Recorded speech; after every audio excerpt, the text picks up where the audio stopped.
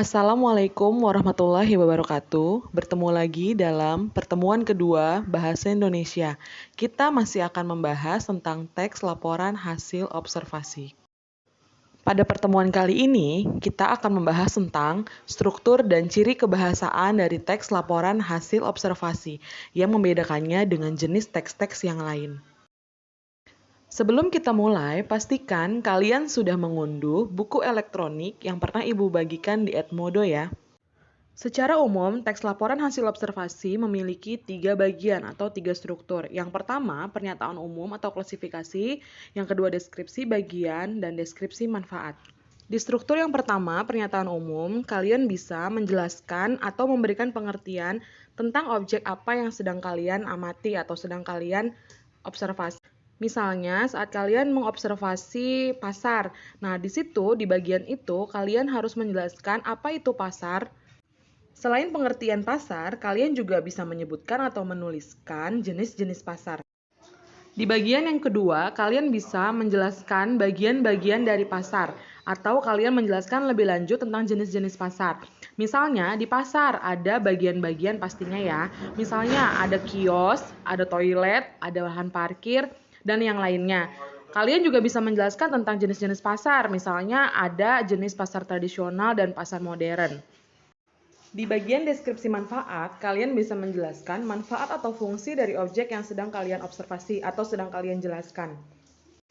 Kalau objek yang kalian amati adalah pasar, maka kalian bisa menjelaskan manfaat atau fungsi pasar dalam kehidupan.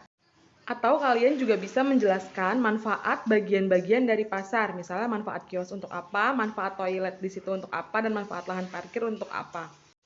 Sekarang, Ibu punya contoh teks. Contoh teksnya berjudul wayang. Teks wayang ini ada di buku kalian atau di buku elektronik halaman 9.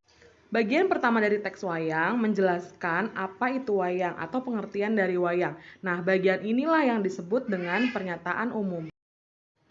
Setelah tadi dijelaskan apa itu wayang di bagian pernyataan umum, nah sekarang dijelaskan lagi di bagian deskripsi bagian jenis-jenis wayangnya. Yang pertama ada wayang wong dan ada wayang motekar.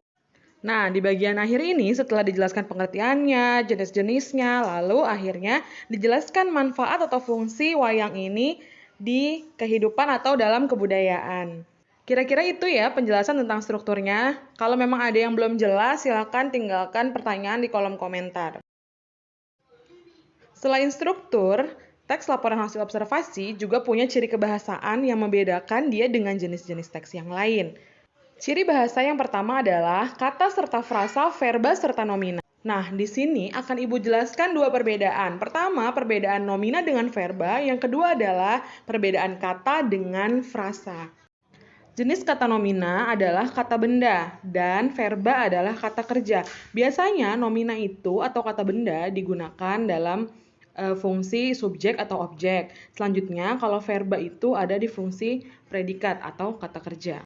Selanjutnya adalah perbedaan kata dengan frasa. Kalau kata hanya terdiri dari satu kata saja, tapi kalau frasa terdiri dari dua kata atau lebih. Kita ambil contoh misalnya kata anak. Nah, anak itu kata, tapi kalau sudah ditambahkan anak manis, anak bungsu, itu merupakan frasa.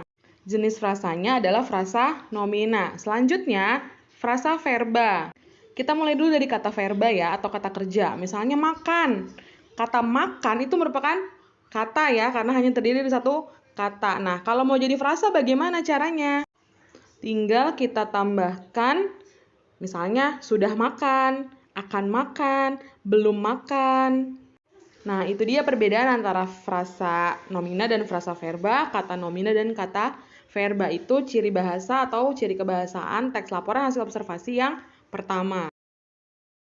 Ciri bahasa yang kedua adalah afiksasi. Afiksasi itu apa sih? Afiksasi itu merupakan proses pengimbuhan.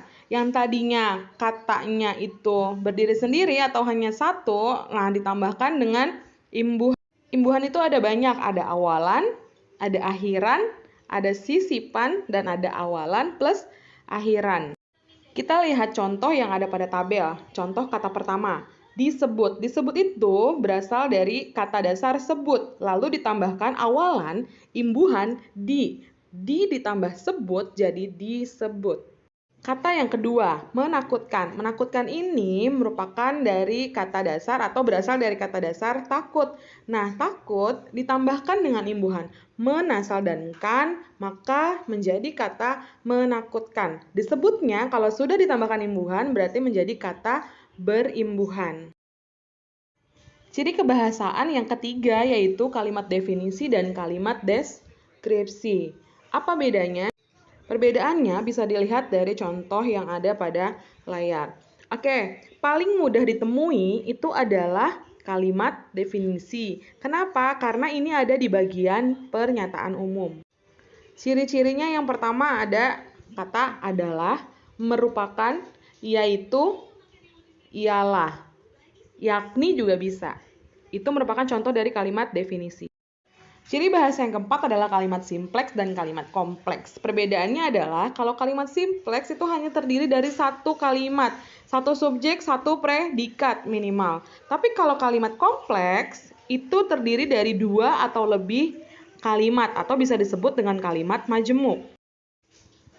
Coba kalian simak penjelasan yang ada di layar.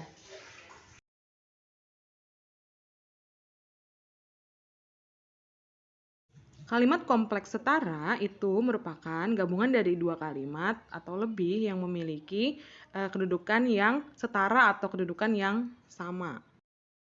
Nah, biasanya dia menggunakan konjungsi atau kata sambung dan atau.